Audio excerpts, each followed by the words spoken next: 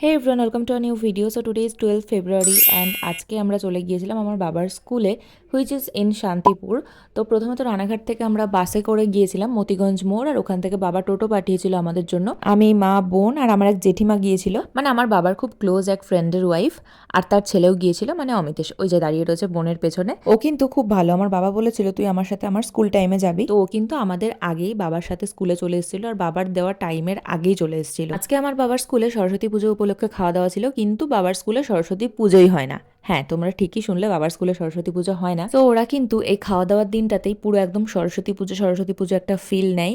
তার জন্য ওরা দেখছো যেরকম আনইউনিফর্ম অবস্থায় এসছে, সবাই যে যার মতো শাড়ি পরে বা অন্যরকম ড্রেস পরেও কিন্তু এসেছে আজকে স্কুলে। আর ওরা কিন্তু ভীষণ মজা করছিল, আমি যা বুঝতে পারলাম। আর এই হচ্ছে অ্যাম্বিয়েন্স টোটাল। আগেরবারও কিন্তু বাবা যেতে বলেছিল, বাট আমি যাইনি, মা বোন গিয়েছিল। অ্যাকচুয়ালি আমার একটু অকওয়ার্ড লাগে সত্যি কথা বলতে। আমার মনের মধ্যে হয় কেউ যদি জাজ করে যে খাওয়ার দিন এসেছে, মানে ব্যাপারটা তোমরা বুঝতেই পারছো।